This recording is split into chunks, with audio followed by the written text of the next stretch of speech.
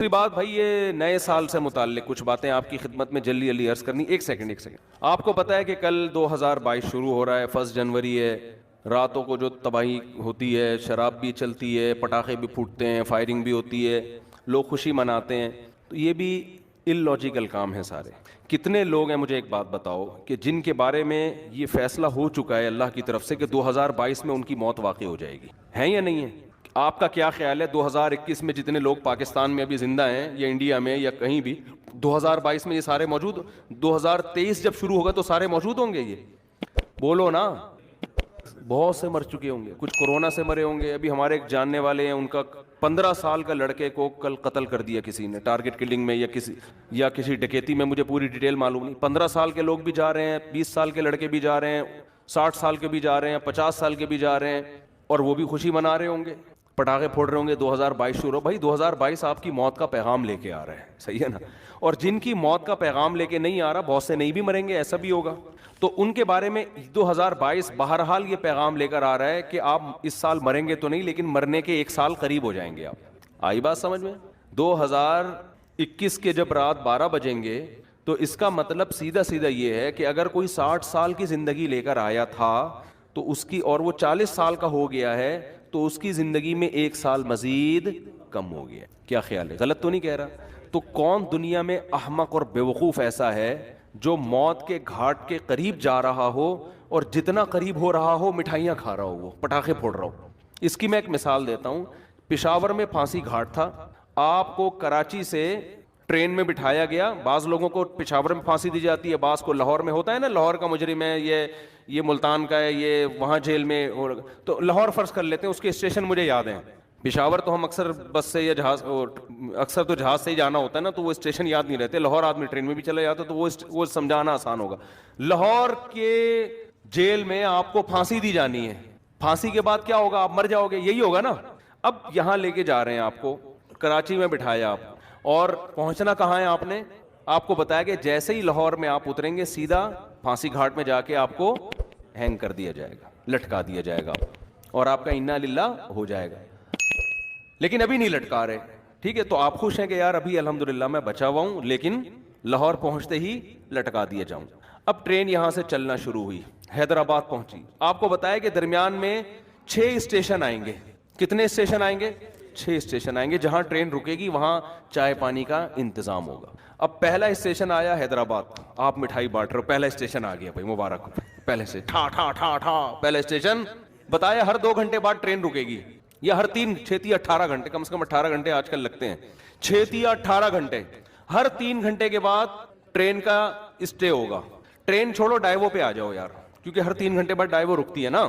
مثال ایسی دو جو بالکل ڈائیو میں جب بیٹھو تو آپ کو سمجھ میں آئے گا اچھا یہی میرے ساتھ دنیا میں بھی ہو رہا ہے. سمجھ میں آ رہی ہے بات؟ یہی میرے ساتھ کہاں ہو رہا ہے؟ دنیا میں. ڈائیو کراچی سے ڈائریکٹ جاتی ہے لاہور؟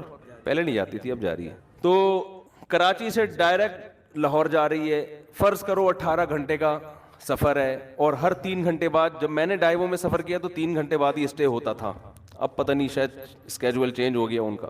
3 گھنٹے بعد اسٹے ہوگا، تو 3 گھنٹے کے لحاظ سے 6 اسٹیشن درمیان میں 6 دفعہ اسٹاپ آئے گا. ڈائیو کا جو اسٹاپ کرے گی وہ کم سے کم 6 دفعہ اسٹاپ کرے. آپ بیٹھے، آپ کو پتا ہے بھائی جہاں میں لاہور میں اترا تو میری زندگی کے ایام ہوئے ختم. اب پہلا جب ڈائیو نے اسٹے کیا، پہلا جو اڈا آیا، پہلا جو ڈائیو کا اسٹینڈ آیا، وہاں پر اتارا. 3 گھنٹے آپ کے مکمل ہو گئے. آپ نے کہا 4تھا گھنٹہ شروع ہو رہا ہے، ہا ٹھا ٹھا ٹھا ٹھا ٹھا. 3 کمپلیٹ ہو گئے، اب 4تھا، یعنی پہلا اسٹیشن ختم، اب اگلا شروع ہونے کی خوشی میں ٹھا ٹھا ٹھا ٹھا ٹھا. شراب بھی پی رہے ہو، ناچ بھی رہے ہو، انجوائے بھی کر رہے ہو. ہیپی نیا اسٹیشن، ہیپی نیا نیو اسٹینڈ. تو لوگ کہیں گے نا بھائی تو لگتا ہے موت کے خوف سے تو باولا ہو گیا ہے. تو کیا ہو گیا تیری؟ بعض دفعہ آدمی پر اتنا خوف ہوتا ہے، میں نے دیکھا ہے بعض لوگوں کو خوف سے ہنس رہے ہوتے ہیں کیونکہ دماغ الٹ جاتا ہے ان کا. حقیقت ہے یہ، جب بہت زیادہ خوف ہوتا ہے نا آدمی کے جو نروس سسٹم ہے وہ سارا آؤٹ ہو جاتا ہے، وہ بریک ہو جاتا ہے، اور آدمی الٹی باتیں کرنا. غم میں بھی بہت بعض لوگوں کو ہم نے دیکھا، بہت غم ہوا، شوق لگا، ہنسنا شروع کر دیا انہوں نے. تو یہ خطرناک ہوتا ہے. ڈاکٹر کہتے ہیں اس کو رلاؤ. ایسے مریضوں کو ڈاکٹر کہتے ہیں رلاؤ ان کو، کیونکہ بھائی غم ہے تو رونا چاہیے نا، ہنس کیوں رہا ہے یہ؟ تو اس سے بڑا پاگل ہے یہ جو نیو ایئر منا رہا ہے. اچھا اب اگلا اڈا آیا. پہلا آیا نا تو آپ نے مٹھائی اور انجوائے اور ٹھا ٹھا کلابازیاں کھائیں اور زبردست جھنڈیاں لگائیں, بتیاں لگائیں.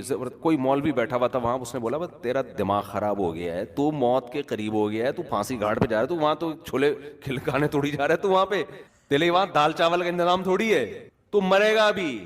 تو کہتا ہے ابے یار ایک تو یہ مولوی لوگ نا انجوائے نہیں کرنے دیتے لائف کو یار, ان کو کیا, ہم اگر ناچ لیتے ہیں نئے سال پہ یا نئے اڈے پہ یا مٹھائی کھلا رہے ہیں, تھوڑا سا انجوائے کر رہے ہیں, تھوڑا سا ہلا گلا ہو رہا ہے, ہیپی کہتی ہے, تو ان مولویوں کو پتہ نہیں کیا خشک ہے, بس 4 شادیوں میں ہی کہتے ہیں انجوائے ہے, باقی تو کسی چیز میں نہیں ہے. یہ پاگلوں کی طرح بس 4 شادیاں کرو, بچے پیدا کرو, اسی کو انجوائے کرو. یہ کیا انجوائے ہے یار؟ انجوائے تو یہ ٹھا ٹھا ٹھا ٹھا ٹھا.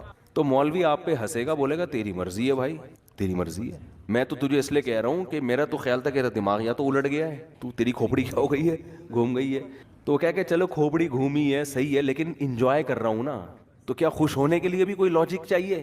تو اس سے مولوی کوئی عقل مند ہوگا, وہ کہے گا دیکھ بھائی عقل کا تقاضا ہے کہ چونکہ تو موت کے قریب ہو رہا ہے نا, موت کے قریب ہو رہا ہے, تو اگر تو غیر مسلم ہے تو الٹا ناچ, سیدھا ناچ, شراب پی. ہم تو کہتے ہیں تو پھانسی سے پہلے بھی کافی پی کے انجوائے کرتا ہوا مر. اچھا ہے, تجھے انجوائے کرنے کے لیے کوئی لاجک نہیں چاہیے, بھلے تو اس کی لاجک بنتی نہ ہو خوش ہونے کی, لیکن تو غیر مسلم کو کوئی لاجک نہیں چاہیے. وہ کہہ رہے خوش ہونے پر گورنمنٹ کی طرف سے کوئی پابندی نہیں ہے, کوئی بھی کسی بھی ٹائم پہ خوش ہو سکتا ہے. چلو پھانسی کے پھندے پہ جا رہا ہے تو وہ یہ سوچ سکتے ہیں کہ یار چلو غم کے موقع پہ اگر خوش ہو کے جاؤ تو اچھا ہے نا, ٹینشن لے کیوں. لیکن جب مسلم ہوگا نا, مسلم ہوگا تو وہ یہ کہے گا کہ مولوی اس کو سمجھائے گا کہ دیکھ تو موت کے قریب ہو رہا ہے, تھوڑا سا اللہ اللہ کر لے, تھوڑا سا کیا کر لے, ساری زندگی جو تو نے بدماشیاں کی ہیں جس کی وجہ سے بھی تو پھندے پہ لٹکانے لے کے جا رہے ہیں, اتنے لوگوں کے خون کیے ہوئے, توبہ کا ٹائم ہے, استغفار کر لے, توبہ کر لے, جو لوگوں کے قرضے لیے ہوئے واپس کر دے. جیسے ہم چاہتے ہیں اب لٹکنا تو ہے تو نے, لیکن دنیا میں تو تیرا بیڑا غرق ہو گیا, وہ ٹھکانہ تیرا اچھا ہو جائے. اول تو کوئی غیر مسلم بھی عقل مند ہوگا نا, وہ کہے گا جو آخرت کو نہیں مانتا, وہ بھی کہے گا یار یہ خوش ہونے کا موقع ہے نہیں, مصنوعی خوشی ہے. وہ بھی کہے گا یار کسی اور بات پہ خوش ہو جاؤں گا میں, یہ سمجھ میں نہیں آ رہی. لیکن مسلمان کا تو کوئی تک بنتا ہی نہیں ہے. اب اگلا اڈا آیا, 3 گھنٹے پھر پورے ہو گئے, پھر آپ ٹھا ٹھا ٹھا کر رہے ہو, اور بالکل اب لاہور پہنچنے میں صرف 3 گھنٹے رہ گئے, تو آپ خوشی سے باولے ہو گئے, بالکل پاگل ہو گئے آپ خوشی میں. او بھائی اب تو انجوائے کرو, 60ویں سالگرہ بھی لوگ منا رہے ہیں, 90 سال کا ہوتا ہے تو بھی کیک کاٹ رہا ہوتا ہے سالگرہ کے. تو بالکل یہی کام ہو رہا ہے کہ آپ جو ٹائم لے کر آئے تھے قبر کے آپ قریب ہوتے جا رہے ہیں. ہر سال یہ ایک ڈائیوو کے اڈے کی طرح ایک اڈا ہے, ہر سال ختم. کسی کے بارے میں اللہ نے لکھا ہوا ہے 2030 میں مرے گا, کسی کے بارے میں لکھا ہوا ہے 2035 میں مرے گا, کسی کے بارے میں لکھا ہوا ہے کہ 2040 میں. میرا خیال ہے ہم میں سے اس وقت کوئی بھی ایسا نہیں ہے جو 3000 میں مرے گا جا کے, اس سے پہلے سب کا انا للہ ہو چکا ہوگا. یہاں تک کہ جو آج بچہ پیدا ہو رہا ہے نا, شاید 2030 تک وہ بھی زندہ نہ رہے, 3000 تک وہ بھی زندہ نہ رہے. تو اب جیسے جیسے آپ کا یہ اسٹیشن ختم ہو رہا ہے تو آپ موت کے قریب ہوتے چلے جا رہے ہیں. ہمارے حضرت مفتی رشید احمد صاحب رحمۃ اللہ علیہ, وہ جب سال تبدیل ہوتا نا, وہ تو اسلامی تاریخیں لکھتے تھے, تو جیسے 1417 ہجری ختم, 1418 لکھنا ہے, تو فرماتے میرا قلم لرز جاتا ہے لکھتے ہوئے, میرا قلم لرز جاتا ہے, ہاتھ لرز جاتا ہے. لے بھائی زندگی کی ایک اور شام ختم, زندگی کی ایک اور شام. کتنی تیزی سے مجھے یاد ہے, میں جب ہم پہلے تاریخیں لکھتے تھے 1991, بہت جگہوں پہ تاریخ لکھتے تھے, وہ بھی ایک دور تھا نا. ہم کیا لکھتے تھے 1991, پھر 1992 آیا. اب اس زمانے کو یاد کرتے ہیں, یار اس وقت تو زندہ رہنے کے بہت ایام تھے ہمارے پاس, اور اب ہوتے ہوتے ٹھک ٹھک ٹھک ٹھک ٹھک. اور میں کل بیٹھا ہوا سوچ رہا تھا کہ کتنے ہمارے عزیز ہیں جو 1991 میں زندہ تھے, ہم ان کے بارے میں یہ سوچ بھی نہیں سکتے تھے یہ دنیا سے جائیں گے, اور آج وہ دنیا میں نہیں ہے. جس میں سب سے پہلے میرے والدین ہیں. میں تو اپنے والد کا تصور ہی نہیں کرتا تھا کہ یہ دنیا سے, انسان کو جس سے محبت ہوتی ہے وہ اس کے بارے میں فرض نہیں کرتا کہ یہ دنیا سے جائیں گے. ہماری دادی دنیا سے چلی گئیں, ہمارے والد چلے گئے. 91 میں تو ہمارا گھر, ہم جوائنٹ فیملی میں رہتے تھے ماشاءاللہ, ہماری دادی بھی, والد بھی, والدہ بھی, بھائی بہنیں, ان کی بیویاں, سب اکٹھے رہتے تھے, سب اکٹھے. ہمیں کبھی بھی نہیں تھا کہ یہ گھر کبھی ویران بھی ہوگا. کبھی ہم 50 سال ہمارا وہ گھر رہا ہے, میرے والد صاحب نے وہ جب خریدا تھا 50 سال رہے ہیں اس میں, ہم کبھی تصور نہیں کر سکتے تھے. پھر رشتہ دار آتے تھے, سب جوائنٹ فیملی تھی, اکٹھے ایک دسترخوان پہ بسا اوقات کھانا کھاتے تھے بیٹھ کے. ایسا ویران ہوا ہے, اب میں جاتا ہوں تو دیواریں کھا رہی ہیں, کچھ بھی نہیں ہے وہاں پہ. سب سے پہلے دادی کا جنازہ اٹھا, پھر والد صاحب کا انتقال ہوا، پھر والدہ کا انتقال ہوا، پھر ہمشیرہ کا انتقال ہوا، ایک ایک کر کے لاشیں نکلنا شروع، تو ختم، فنش. جو تصور نہیں تھا. میں نے وہاں اس گھر میں 40 سال گزارے اپنی زندگی کے، 40 سال ختم، ویران.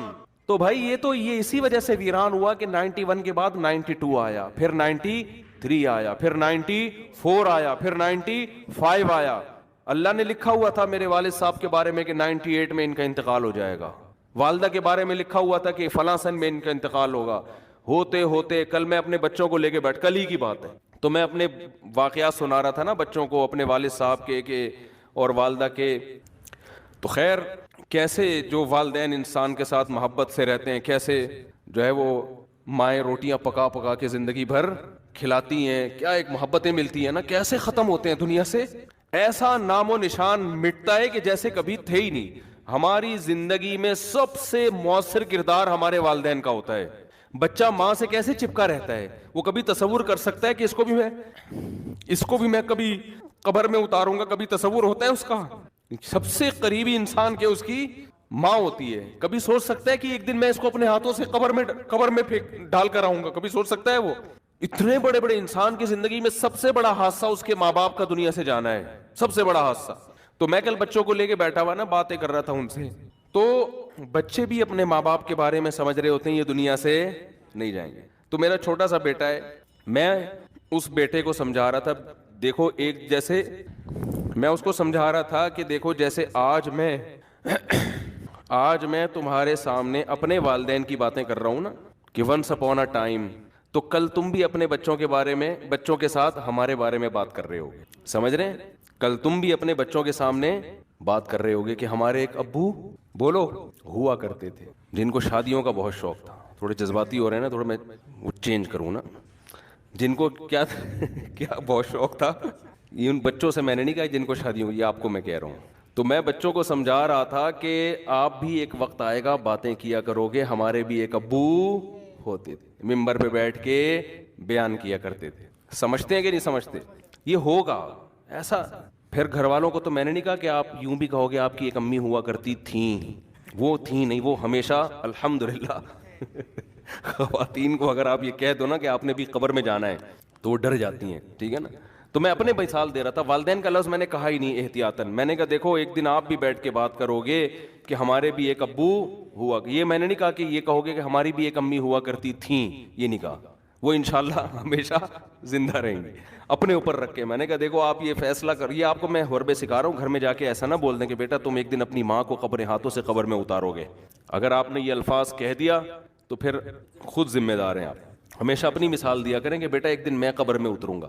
تو ان کو میں سمجھا رہا تھا کہ دیکھو بیٹا ایک دن آپ بھی اپنے بچوں کے سامنے بیٹھ کے، اگر ہم نے بر وقت شادیاں کر دیں، جو آج کل شادیوں کا معمول چل رہا ہے، تو اپنے بچوں کے سامنے یہ باتیں کرنے کی نوبت آئے گی نہیں، کیونکہ بچے اتنا لیٹ پیدا ہوں گے کہ ابا کے مرے ہوئے کئی سال گزر چکے ہوں گے اور چھوٹے چھوٹے گود میں لے کے آپ بچے پال رہے ہوگے. آپ انتظار کرو گے کب بچے بڑے ہوں، ہم ان کو یہ بات سمجھائیں.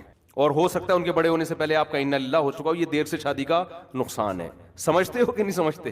بچوں کو تربیت دینے کا ٹائم ہی نہیں ملتا انسان کو، بات سمجھانے کا موقع ہی نہیں ملتا، خود بڈھا ہو چکا ہوتا ہے وہ. آپ کی جوانی میں آپ کی اولاد جوان ہو جانی چاہیے.